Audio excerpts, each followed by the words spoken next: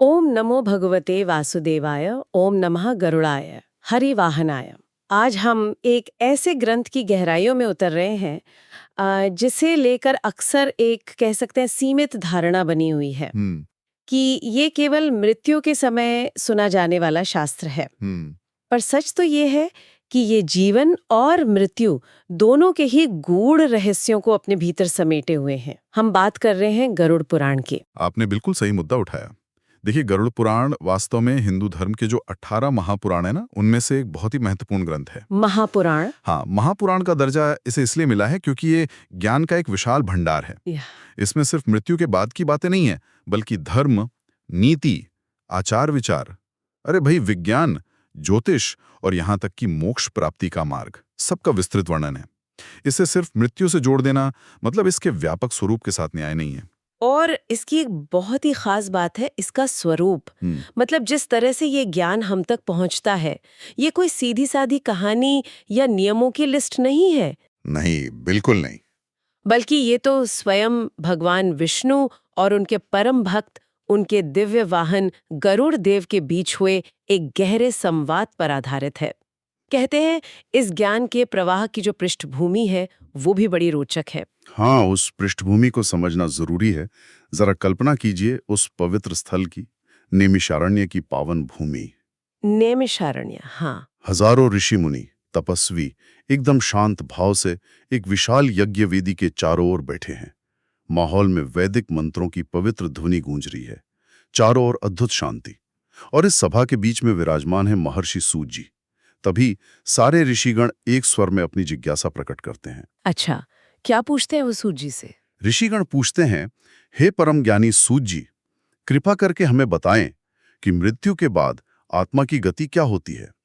इस दुनिया में धर्म और अधर्म का असली स्वरूप क्या है और उनका फल कैसे मिलता है। मनुष्य को इस जीवन में कैसा आचरण करना चाहिए जिससे उसका भला हो। ये सवाल सिर्फ उनकी अपनी जिज्ञासा नहीं थे, बल्कि पूरी मानवता के कल्याण के लिए थे। जी, उन्हें सीधा जवाब देने के बजाय उस मूल संवाद की तरफ ले जाते हैं, है ना? यही तो इस परंपरा की सुंदरता है। सूत जी बहुत ही विनम्रता से, करुणा भरे स्वर में कहते हैं, हे महर्षियों, आपके सवाल बहुत गहरे हैं। इन रहस्यों को मैंने खुद भगवान वेदव्यास के मुख से सुना है, और ये ज्ञान तो असल में भगवान श्री हरि विष्णु और उनके वाहन गरुड़ जी के बीच हुए संवाद का हिस्सा है। मैं आपको वही दिव्य संवाद सुनाता हूँ। ऐसा कहकर सूत जी उस अलौकिक दृश्य का वर्णन शुरू करते हैं। वाह, मतलब कहानी के अंदर एक और कहानी, संवाद के भीतर संवाद। हाँ, बिल्कुल। और अब दृश्य बदलता है। सूत जी बताते हैं कि कैसे एक बार गरुड़ देव ने वैकुंठ लोक में हाथ जोड़कर बड़ी विनम्रता से भगवान विष्णु के सामने अपनी जिज्ञासा रखी। गरुड़ देव ने? हाँ, गरुड़ जी पूछते हैं, हे सर्वेश्वर, हे प्रभु, इस संसार में ये जन्म और मृत्यु का चक्कर क्यों है? इसका रहस्य क्या है? जीव मरने के बाद कहाँ जाता है? उसकी यात्रा कैसी होती है? कौन से कर्म उसे मुक्ति की ओर ले जाते हैं और कौन से पाप उसे इस भवबंधन में उलझाए रखते हैं? प्रभु, कृपा करके मेरे इन संदेहों को दूर करें। गरुड़ देव, जो खुद इतने शक्तिशाली और ज्ञानी हैं, वो भी इन मूल प्रश्नों से अछूते नहीं। ये दिखाता है कि ये सवाल कितने स्वाभाविक हैं, कितने सार्वभौमिक हैं। निश्चित रूप से। और तब भगवान विष्णु अपने चेहरे पर एक दिव्य मुस्कान के साथ गरुड़ देव से कहते हैं, हे वैन्तेय, हे गरुण, तुम्हारा यह सवाल सिर्फ तुम्हारी जिज्ञासा शांत करने के लिए नहीं है, ये तो पूरी मानव जाति के कल्याण के लिए पूछा गया है। सुनो, मैं तुम्हें ये गूढ़ रहस्य बताता हूँ। भगवान विष्णु क्या उत्तर देते हैं फिर? भगवान कहते हैं, इस संसार में जो प्राणी धर्म के रास्ते पर चलता है, जो सच बोलता है, दान पुण्य करता है, व्रतों का पालन करता है और नैतिक नियमों के अनुसार अपना जीवन जीता है, उसके लिए स्वर्ग और मोक्ष के दरवाजे खुल जाते हैं। लेकिन जो जीव अधर्म, हिंसा, झूठ, कपट और पाप कर्मों में लगा रहता है, मृत्यु के बाद यमराज के दूत, यमदूत, उसे पकड़कर बहुत ही कष्टदायक रास्ते से यमलोक ले जाते हैं। ओहो। इसलिए हे गरुड़, जो मनुष्य इस जीवन में धर्म का आचरण करता है, उसका अंत समय भी शांतिपूर्ण होता है और उसकी आगे की यात्रा भी आसान होती है। ये ज्ञान तुम केवल अपने लिए नहीं, बल्कि सभी प्राणियों के हित के लिए धारण करो, समझो और इसका प्रसार करो। अद्भुत। ये संवाद ही तो इस पुराण का दिल है। गुरु शिष्य परंपरा का कितना सुंदर उदाहरण है, जहां शिष्य पूरी विनम्रता से सवाल करता है और गुरु अपना सारा ज्ञान उड़ेल देते हैं। यहाँ गरुड़ देव शिष्य की भूमिका में है और स्वयं जगतपति विष्णु गुरु के आसन पर। सही कहा आपने। इसी दिव्य संवाद की वजह से गरुड़ पुराण को ज्ञान का महासागर और जीवन जीने की कला सिखाने वाला मार्गदर्शक माना गया है। सूत जी नैमिषारण्य में ऋषियों से कहते हैं, हे महर्षियों, यही है भगवान विष्णु और गरुड़ देव के बीच हुआ वो मूल संवाद। आज हम इसी कथा के माध्यम से जीवन और मृत्यु दोनों के रहस्यों को समझने की कोशिश करेंगे। और ये सुनकर पूरी ऋषि सभा गहरे ध्यान में चली जाती है, मानो वो सब भी उस दिव्य लोक में पहुंच गए हों। इस अद्भुत पृष्ठभूमि के बाद अब हम इस महापुराण की संरचना को समझते हैं। हमारे स्रोत बताते हैं कि ये मुख्य रूप से 2 बड़े खंडों में बटा हुआ है। हाँ, ये विभाजन इसके व्यापक दृष्टिकोण को समझने में मदद करता है। पहला खंड है पूर्व खंड, जिसे आचार खंड के नाम से भी जाना जाता है। आचार खंड। हाँ, आचार यानी आचरण या व्यवहार।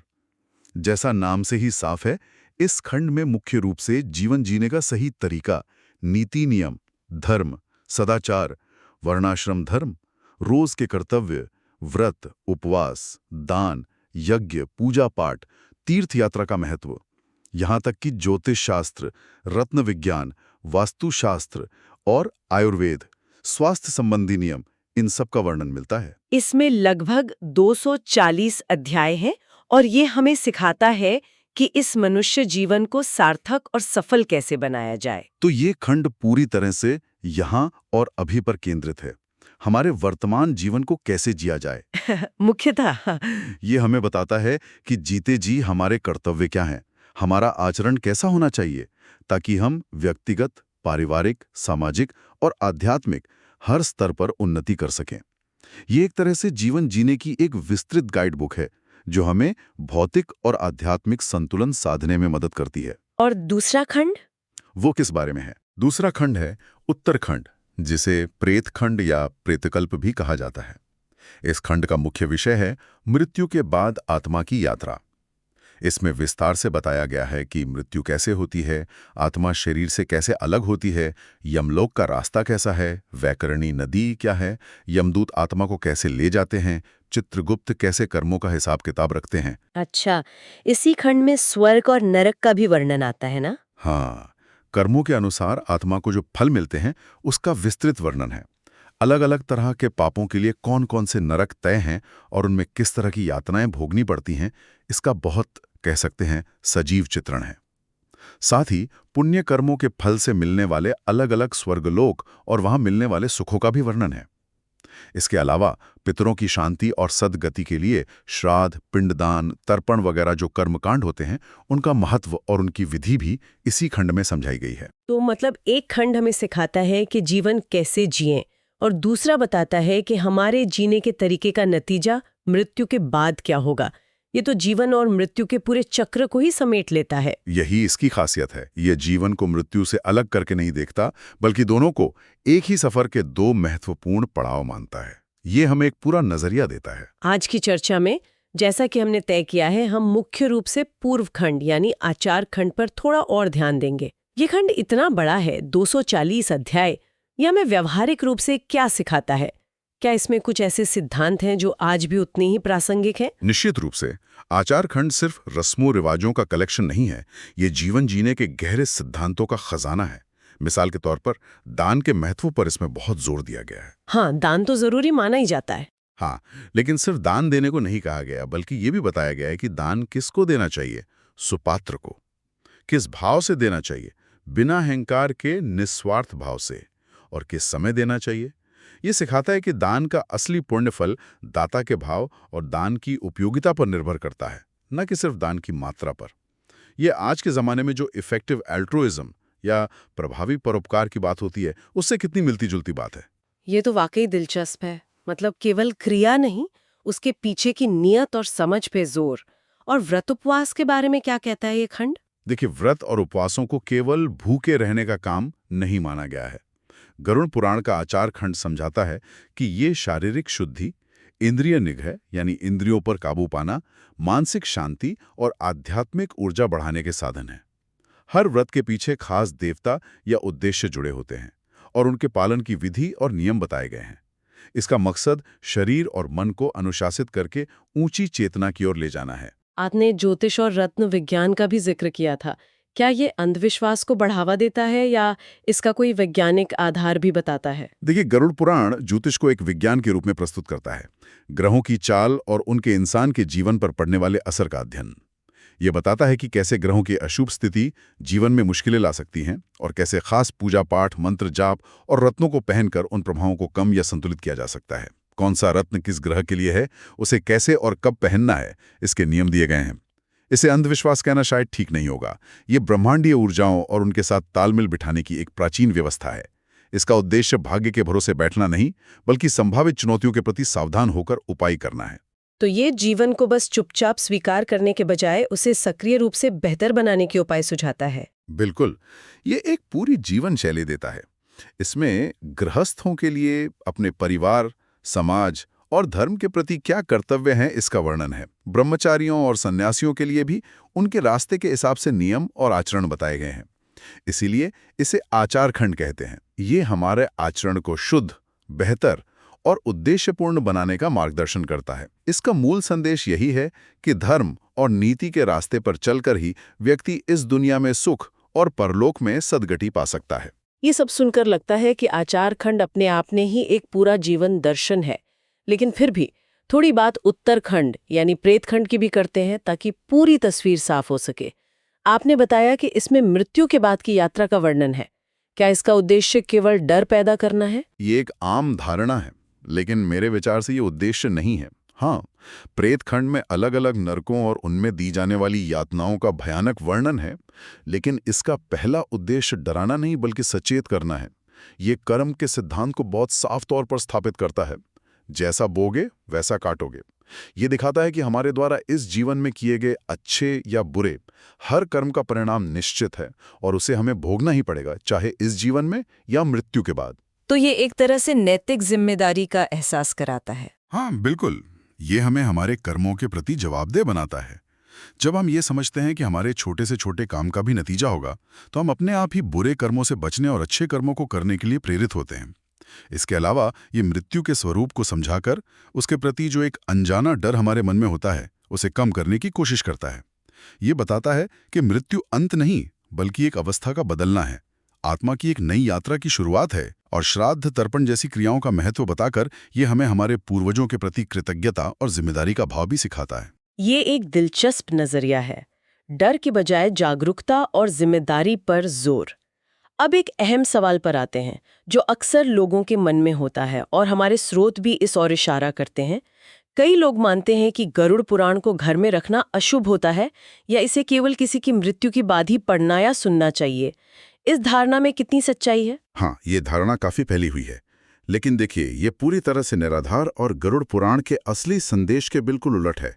जैसा कि हमने अभी विस्तार से बात की, इसका एक बड़ा और महत्वपूर्ण हिस्सा आचार खंड तो पूरी तरह से जीवन को सही ढंग से जीने की कला सिखाता है। हाँ, उसमें तो जीवन जीने की बातें हैं। बिल्कुल, उसमें धर्म, नीति, सदाचार, स्वास्थ्य, ज्योतिष जैसे जीवन के लिए उपयोगी विषयों का भंडार है।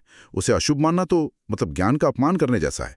हाँ, प्रेतखंड मृत्यु और उसके बाद के विषयों पर केंद्रित है, लेकिन उसका उद्देश्य भी जीवन को बेहतर बनाने के लिए प्रेरित करना है, न कि कोई अमंगल फैलाना। तो आप कह रहे हैं कि आज के इस आधुनिक भाग दौड़ भरे जीवन में गरुड़ पुराण की प्रासंगिकता कम नहीं हुई, बल्कि शायद और बढ़ गई है? मैं तो यही मानता हूँ। आज के युग को देखिए ना, भौतिकवाद की अंधी दौड़ है, नैतिक मूल्यों में गिरावट आ रही है, रिश्तों में तनाव है, लोग डिप्रेशन और एंग्जाइटी से परेशान हैं, मृत्यु का डर शायद पहले से कहीं ज्यादा है। ऐसे समय में गरुड़ पुराण जैसा ग्रंथ हमें अपनी जड़ों की ओर लौटने का रास्ता दिखाता है। वो कैसे? ये आज की इन मुश्किल समस्याओं का समाधान कैसे दे सकता है? देखिए, गरुड़ पुराण का आचार खंड हमें सिखाता है कि धर्म और नीति पर आधारित जीवन जीने से ही असली सुख और शांति मिल सकती है। निस्वार्थ सेवा और दान से समाज में समरसता बढ़ती है। ज्योतिष और आयुर्वेद जैसा ज्ञान हमें जीवन की मुश्किलों से निपटने और स्वस्थ रहने में मदद करता है। वहीं प्रेतखंड मृत्यु की सच्चाई और कर्मफल के सिद्धांत को समझाकर हमें जीवन की नश्वरता का एहसास कराता है, जिससे हम फालतू की भागदौड़ और जमाखोरी से हटकर सार्थक जीवन जीने के लिए प्रेरित होते हैं। ये मृत्यु के डर को कम करके उसे जीवन यात्रा का एक स्वाभाविक हिस्सा मानने में मदद करता है। तो ये ग्रंथ शोक मनाने के लिए नहीं, बल्कि जीवन को सही मायने में जीने की प्रेरणा देने के लिए है। निश्चित रूप से ये जीवन और मृत्यु को एक साथ देखता है। यह हमें सिखाता है कि मृत्यु को समझे बिना जीवन की सार्थकता अधूरी है और जीवन को धर्म के अनुसार जिए बिना मृत्यु के बाद की यात्रा सुखद नहीं हो सकती। यह संतुलन साधने का ग्रंथ है। यह हमें वर्तमान में जिम्मेदारी से जीने और भविष्य यानी मृत्यु के बाद की गति के प्रति सचेत रहने का अनमोल संदेश देता है। इसे घर में रखना या पढ़ना अशुभ नहीं बल्कि सौभाग्य की बात है। ये तो गरुड़ पुराण के बारे में एक पूरी तरह से नई और गहरी समझ है। हमने इसकी दिव्य संवाद शैली, नैमिषारण्य की पृष्ठभूमि, इसकी संरचना, पूर्व खंड यानी आचार खंड और उत्तरखंड यानी प्रेत खंड और खासकर आज के जीवन में इसकी प्रासंगिकता और महत्व को समझने की कोशिश की। ये साफ है कि ये केवल मृत्यु का शास्त्र नहीं बल्कि जीवन का दिशा निर्देश है। हाँ, और ये तो बस एक परिचय था। आने वाले समय में हम इसके पूर्व खंड यानी आचार खंड के अलग अलग महत्वपूर्ण अध्यायों जैसे धर्म के अलग अलग पहलू, व्रतों के विधान और उनके लाभ, दान के प्रकार और उनके फल, ज्योतिष और रत्न विज्ञान के गूढ़ रहस्य, इसमें बताए गए भूगोल संबंधी ज्ञान और आखिर में मोक्ष प्राप्ति के विभिन्न साधनों पर और ज्यादा गहराई से चर्चा करने की कोशिश करेंगे। हमारा मकसद यही रहेगा कि ये ज्ञान सिर्फ दिमागी चर्चा तक ही न रहे बल्कि हमारे अपने जीवन को बेहतर बनाने की प्रेरणा बन सके। ये यात्रा निश्चित रूप से बहुत ज्ञानवर्धक और रोचक होने वाली है। जाते जाते एक विचारणीय प्रश्न श्रोताओं के लिए छोड़ना चाहूंगा। गरुड़ पुराण हमें जीवन जीने का तरीका आचार खंड और मृत्यु के बाद की संभावित यात्रा प्रेत खंड दोनों के बारे में बताता है। क्या ऐसा मुमकिन है कि अपने अंत को यानी मृत्यु और उसके बाद की गति को गहराई से समझने की कोशिश हमारे वर्तमान जीवन जीने के तरीके को, हमारे आचरण को मौलिक रूप से बदल सकती है? क्या जीवन के अंतिम सत्य की समझ ही वास्तव में सही ढंग से जीने की कला का पहला और सबसे महत्वपूर्ण पाठ हो सकती है? इस पर विचार कीजिएगा। ये सचमुच एक गहरा प्रश्न है जो हमें अपने जीवन के उद्देश्य और जीने के तरीके पर दोबारा सोचने के लिए प्रेरित करता है। इसी विचार के साथ आज की इस चर्चा को यहीं विराम देते हैं। ओम नमो भगवते वासुदेवाय।